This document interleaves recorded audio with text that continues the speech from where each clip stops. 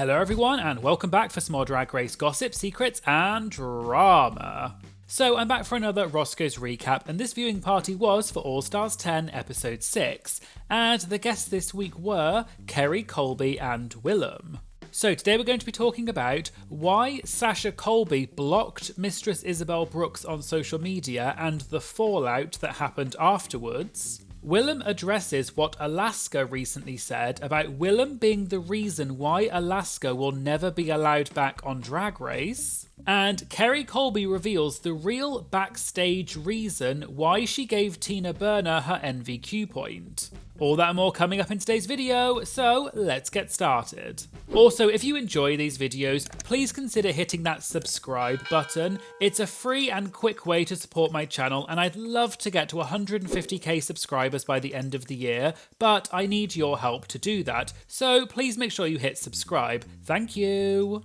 Okay, so they started off the viewing party with a message from the hosts, Naysha, Cara and Batty, who explained that they had some technical issues this week and they didn't have any of the camera footage from the viewing party, but they did have the audio, so this week it was audio only. But this is a photo they included of the queens on stage, so you can see what they were wearing during the viewing party. Okay, so they watched part of this week's episode and discussed the season so far. Naysha asked Kerri whether it was an easy decision for her to go back on All Stars. Kerri said yes and no because she, quote, didn't see myself on season 14, so it was an easy yes for her original season because she wanted to go on and show people what she can do. Then for All Stars, according for Kerri, she got the call for All Stars because she had, quote, slayed on Slaycation, which is a WoW Presents mini-series they do where a bunch of queens go on vacation together. They then explained to Kerri the new format of the All-Stars with the 3 brackets and 3 episodes per bracket, and Kerri wasn't sure it would work, so she had to think about it, but obviously she ultimately decided to say yes. Naysha then asked Willam, to this day, would she go back for an All-Stars if they asked? And Naysha kind of laughed when she asked this because it's quite well known that Willam does not have the best relationship with WoW because Willam has spilt a lot of tea over the years. Willam said it's not going to happen and, quote, they're not going to put me in a room willingly with RuPaul. Willam then joked that her office is across the street from World of Wonder's office, so she's been tunnelling a little Shawshank hole and she'll see them soon. They then watched a bit more of the episode, and Batty asked how they all felt about the bracket system. Kerri said it's fun because you get to see each queen, quote, if they're giving it, and some people gasped and laughed a bit. Kerri continued that the opportunity is there, you just have to, quote, rise to that occasion, and she didn't get to top 6 on her original season, so now she gets to experience that and have more time with the judges and it's more, quote, intimate. Batty also said it's so quick and it's only 3 episodes, so does she wish it was longer? And Kerri said maybe a 5 episode bracket would be better. Willam then asked how many days they actually film each bracket for, because it's 3 weeks for us watching it, but for the queens it's much quicker. Kerri joked that Willam was trying to get her into trouble, but eventually Kerri revealed that each bracket films for only 7 days from start to finish, so it's all very quick. They moved on and Carmel brought up that in the episode, Tina seemed annoyed that Lydia did not give her MVQ point to her. So Cara asked if Kerri thought Tina was right to feel that way or was her frustration misplaced. Kerri said, quote, I think Tina thinks she just gets one for the team because she's such a man and doing her big one, and people gasped and laughed. Kerri continued that it's a very, quote, male mentality, so Kerri just had to remind her that, quote, sometimes there are women in the room. Kerri had spoken to Lydia, and Lydia agreed that Kerri had done well in the Rap and Roast challenge, despite what the judges thought, so Kerri got her, quote, deluded challenge win. They then talked about the part in this week's episode when Mistress tried to say that Tina was the one that came up with a plan to convince the others not to give their points to Nicole and Kerri to keep them out of the top, whereas in reality it was Mistress that came up with that plan. Naysha asked if Kerri actually believed Mistress in that moment. Kerri said no, she didn't believe her, and realised Mistress was playing a game. But what Kerri didn't realise was that during Untucked, Nicole was upset because she was talking about her mother's dementia, and Mistress got Kerri to go over and comfort Nicole. And then Mistress used that opportunity to speak to Tina and Lydia and tell them that they should not give their points to Kerri or Nicole to keep them out of the top. And Kerri said she didn't realise that that was the reason Mistress had told Kerri to go and comfort Nicole. Kerri also said that she and Mistress are good now and they're on, quote, friendly-ish terms because they had a 3-hour conversation at Mickey's right before they filmed the promo. And in that conversation, Mistress told Kerri it was all for TV and she was making Kerri look like an angel, and Mistress was taking on the devil role. Kerri also mentioned that she would soon be appearing on Mistress's YouTube channel. And there is some tea about this situation that happened outside of Roscoe's, so I'll mention it now because it has to do with Sasha Colby blocking Mistress. So after this week's episode came out, Kerri, Tina and Nicole did an interview with Joey Nolfi of Entertainment Weekly, which I'll link to in the description. They talked about the season, and one of the big topics, of course, was Mistress Isabelle Brooks and what she had been doing with the points. Tina said that she's all for making good TV, but, quote, when it starts getting personal and things affect people on a personal level, you have to ask, is it worth it? Who are you doing it for? Who hurt you, Mistress? Nicole said she didn't know who Mistress was before meeting her on set, so there was no previous relationship to spoil, and she doesn't trust Mistress, but she was happy that she helped her make good TV. They also talked about when Mistress and Georges blocked the others from getting points. Then Kerri said, quote, well, Sasha Colby blocked Mistress, but that's a whole other conversation. The interviewer, Joey, then asked for clarification that what Kerri was saying was that Sasha, who is Kerri's drag mother, had blocked Mistress. And Kerri said, quote, at least she was. Let me check if it's still active. But then, Mistress had also herself done a separate interview with Joey where she addressed what Kerri had said. So when Mistress was asked if Sasha had blocked her, Mistress said, quote, I don't look for certain people's social media stuff, I have a social media manager. Joey then brought up that a while ago on Twitter, Mistress was doing an Ask Me Anything segment, and Willam had asked Mistress why she was removed from the season 15 group chat, to which Mistress said that she had changed her phone number. Joey then brought up this to Mistress, and Mistress said, quote, if Kerri wants to put that out there, we can get into it. When this happened, Kerri went home and told Sasha a bunch of lies, and Sasha got upset with me. Apparently Kerri felt like she was the most robbed queen in Drag Race history, which, if that's the case, how did you do 3 challenges and not win 1? It's a prime example of people taking things too seriously. What happened on TV, Kerri brought that drama into the real world, and that's why I'll never F with her. But yeah, Sasha and I have each other blocked. As you can imagine, this story got a huge amount of traction on social media, and people were speculating what happened and whether Sasha hates Mistress, and people assumed that Kerri and Mistress were feuding.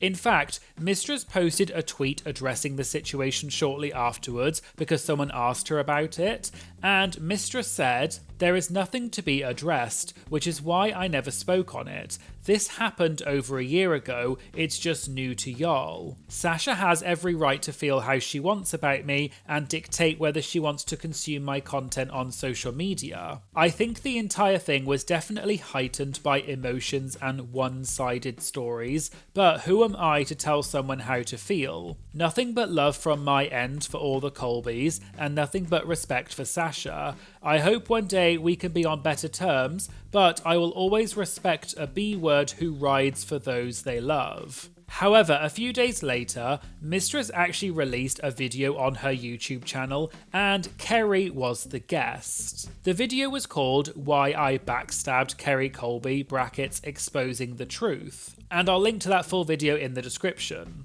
In the video though, Mistress and Kerri were actually kikiing, and Kerri said she sort of understands that Mistress was just playing a game for TV, and Kerri said she would have probably done the same thing if she had been involved. Mistress even said that if Kerri had been sitting next to her that day on the couch instead of Georgius, she would have done that point swapping thing with Kerri instead.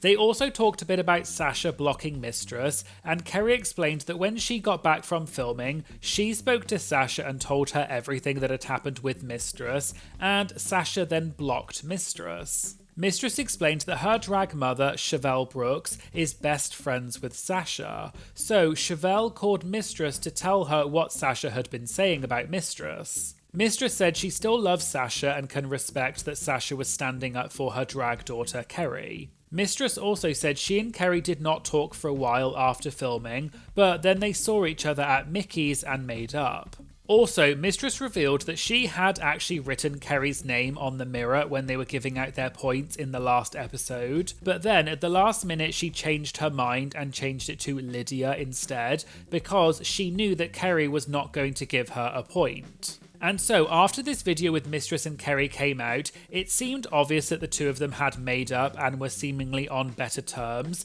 and people were saying that Mistress and Kerri might have been, quote, trolling us the whole time, because this video had presumably been filmed before the Entertainment Weekly articles came out, so it's assumed that what they said in the articles may have been to just stir up a bit of drama, so people were saying that Mistress was a marketing genius with this whole thing.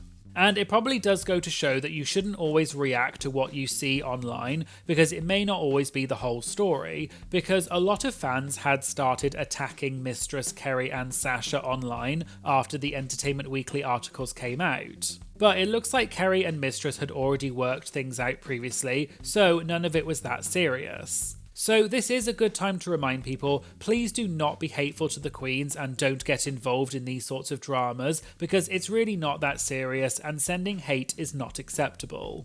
Okay, so going back to Roscoe's, and they watched more of this week's episode, and Naysha asked if all of the cast were on edge, thinking that Mistress was, quote, up to no good.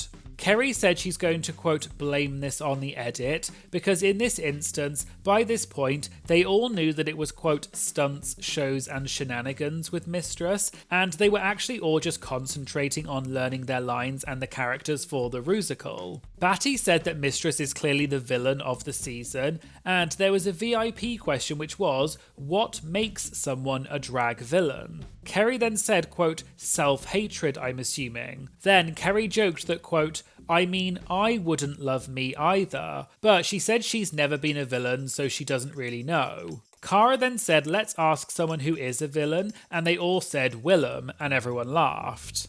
Willam then said, quote, name something dastardly that I did on my season. She went on to say that she was supportive and never hurt another girl on her season. Some girls were plotting against her, including girls that had borrowed things from Willam. Willam then said, quote, I didn't know people hated me until I saw Untucked. I thought it was all cool. I'm not a villain, I'm an anti-hero. Kerri then joked that Naysha is a villain and people laughed.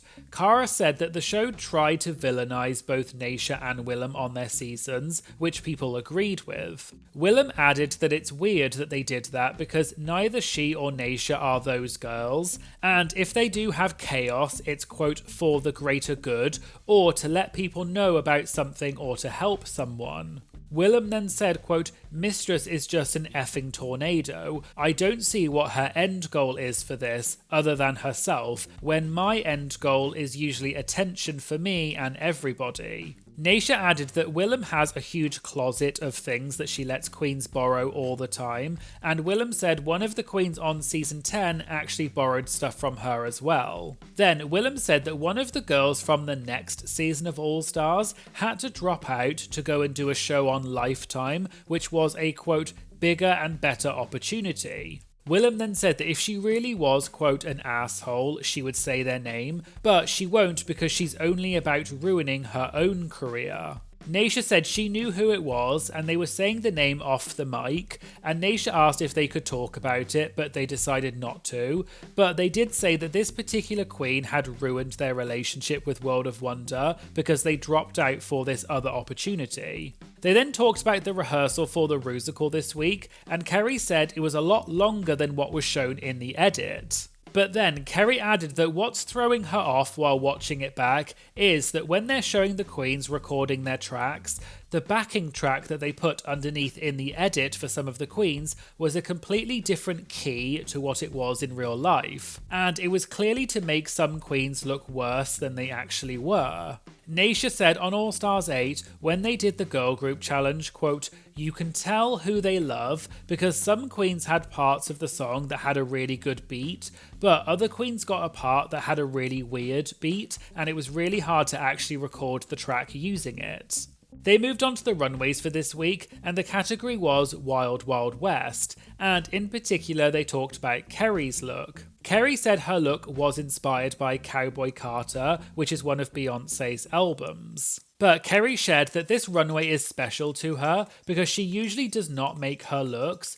but she really wanted to make something for Drag Race, so she used resin, and Kerri made the whole body form for this outfit because she wanted to show she can put things together if she's given more than 24 hours. They moved on to the judges' critiques, and Kerri said that this was, quote, "my first time ever getting positive critiques on the runway on RuPaul's Drag Race," and she went on to say that the judges usually read her down. Batty then asked what was the difference for Kerri between her original season and All Stars. Kerri then said, quote, "they wanted me there," and people gasped because it sounded like Kerri was saying they didn't want her there on her original season. Batty then said she thinks it's fair to say that they wanted Kerri there both times, but Kerri said and seemed to disagree. Kerri then said, quote, "they wanted me there once the show was out." The others asked Kerri what she meant, and Kerri explained that she was, quote, "a very new experience for Drag Race. They had never done trans femme empowerment," and people in the audience clapped and cheered. Kerri went on to explain that she wanted to make sure that, quote, "trans did not become just a trend," but on season 14, because the concept was new, there was a lot of, quote, "growing pains," and she felt that there was a note in a lot of her critiques of, quote, "what are you doing here? Maybe you shouldn't be here because we have all of these fabulous men and non-binaries in wigs, so you being here is something different." But Kerri said she feels like that same energy was something that was celebrated on All Stars, which made her happy. Naysha then said that we, quote, "twisted their arm to have trans people on the show, and it wasn't their decision." Presumably Naysha was referring to the fact that several years ago, RuPaul had made some comments saying that he wouldn't have trans contestants on the show, but RuPaul got a huge amount of backlash because of this, and then afterwards, Ru and the show seemed to change their stance, and since then there have been trans people on the show.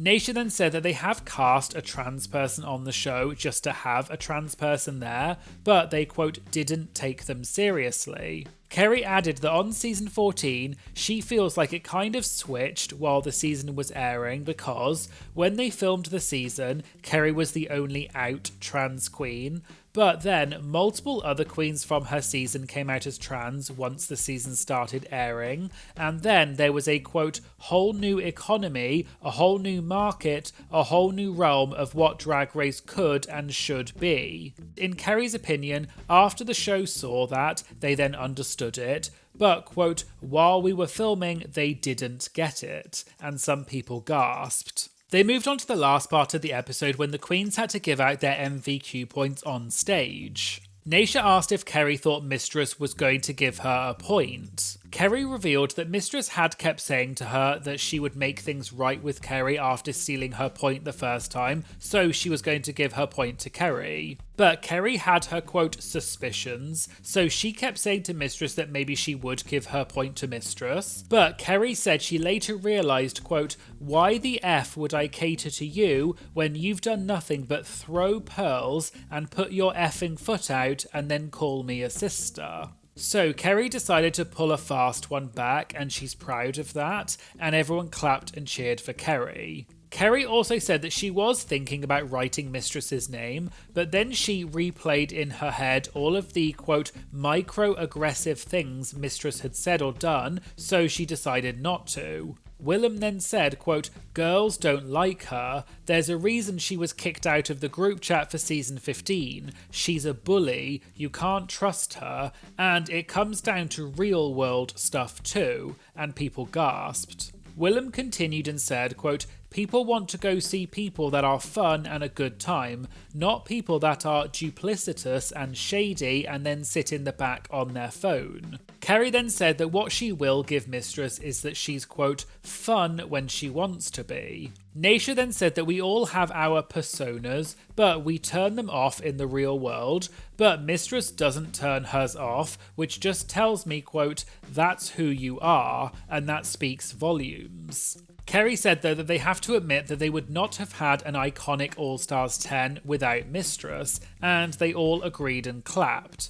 Kerri then said, quote, "I will give her that, but one thing she absolutely did not give nobody was vulnerability, accountability, or authenticity." She said that Mistress was kind to some people like Georges and Lydia, but she didn't give the others anything to get to know her, and to this day, Kerri doesn't really know who Mistress is, and she doesn't think many people do. But Kerri joked that she had a, quote, "restraining order against Mistress, but she lowered it so she could go on Mistress's YouTube, but apparently Sasha, quote, "cussed me out for doing it." They moved on, and Kerri said she had some tea because some people might wonder why she gave her MVQ point to Tina. Apparently, the outfit that Kerri wore in the Rusical was actually her outfit from the season 14 reunion, and the dress was a bit long and she needed it to be, quote, "slutty." So Tina stayed up all night the night before they filmed the Rusical and reworked Kerri's whole dress, hemmed it and everything. So Kerri really wanted to pay it back to Tina because she had helped her so much. But Kerri didn't tell Tina that she was going to give her her point,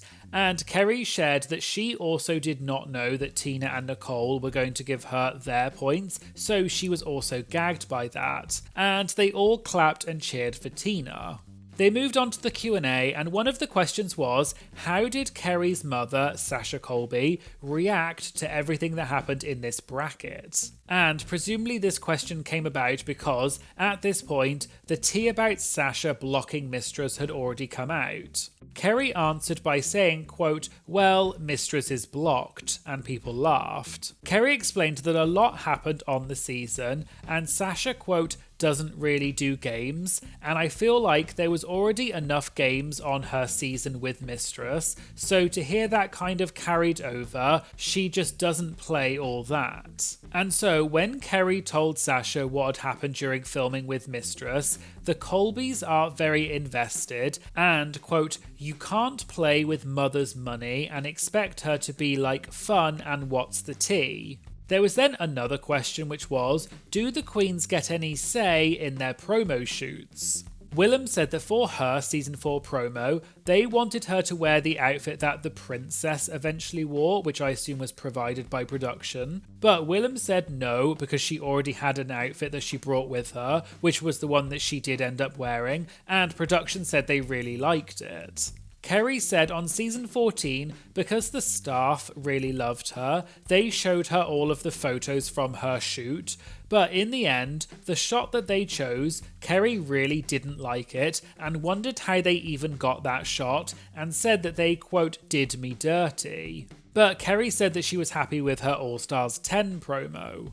Naysha said that on season 8, they did 3 sets of outfits for the promo because they were retro themed, and Naysha had an outfit planned for all of them, but the producers wanted her to wear this swimsuit that they provided, and they also changed her hair from what she originally wanted, and because it was her first season, Naysha just went along with it. Then, for All-Stars 8, they gave the queens a $2,500 stipend for the promos, but the whole cast got on a Zoom call, and Naysha was the only one who spoke up and said if they want them to do opulent gowns for the promos, because that was the category, $2,500 was not enough. So Naysha was the one who stood up for them all and said something to the producers, and the producers then went off the call for a moment and came back and said that they would give them $5,000 each instead. So Naysha said, quote, "closed mouths don't get fed, and you have to stand up for what you deserve." Finally, an audience member asked Willam what she thought about what Alaska had recently said about Willam being the reason why Alaska won't be back on Drag Race. Just for those of you who may not know, Alaska was recently on Kelly Mantle's podcast, and Kelly asked Alaska if she would go back for an All Winners Season 2. But Alaska said she had heard that because she has a podcast with Willam, the door is shut. And here is what Alaska said. They don't want to talk to me. So they just don't talk to you at all? And I think it comes back to the fact that I have a podcast with Willam. Because Willam is sort of very on the outs with World of Wonder. Theron was like, we're really disappointed that you're doing a podcast. He didn't say that to me. He said that to someone here, like someone on my team. Oh, right. And I never really put two and two together until like it was like ghosted and like the door was closed. And now it's like a joke. It's like the door is fully closed. But back to Roscoe's, and the audience member asked Willam what she thought about what Alaska had said. Willam said she hadn't heard that before, but Willam said she would have thought that Alaska wouldn't be allowed back because she broke her NDA. Just to explain for those who may not know, and I have talked about this on my channel before, but back on All Stars 2, after the season finished, Alaska had told her boyfriend at the time who got eliminated and in what order, but then Alaska's boyfriend leaked this information online after the two of them broke up, and this was before the season aired. So Willam said that Alaska aligning herself with Willam by doing the podcast is not the be-all and end-all, and if Drag Race don't want to work with her, but they're willing to take her ideas like Lil Pancake, quote, I don't see why she should go backwards, she already won the show. Willam said she loves the show and loves watching it, but Alaska loves it even more, and she's the biggest superfan of the show, and she eats, sleeps, and breathes it. So Willam thinks that it would be, quote, a misstep for them to discredit her because she has an association with me. And all of the stuff that Willam knows that she doesn't tell people, people don't even think about it. So maybe Drag Race cares, but they also might not. So there you go, there was the Roscoe's recap for All Stars 10 Episode 6. What did you think of Bracket 2? And did you prefer Bracket 1 or Bracket 2 overall? Let me know in the comments. I'd also like to give a special shout out to my newest Patreon members, Sandra and Rosamund, who joined in the You're a Winner Baby tier. Sandra and Rosamund, you are both winners, baby. If you'd like early access to my videos, access to the exclusive Patreon chat, as well as exclusive content, please consider checking out my Patreon. It just costs a few dollars a month and it really helps support the channel. And I'll put a link to my Patreon in the description. I'd also like to say a huge thank you to all of my new Patreon members, as well as my incredible existing Patreon members. Your support is truly so amazing, and I'm thankful every day to have such an amazing community. Thank you all so much. I really appreciate your support more than you know.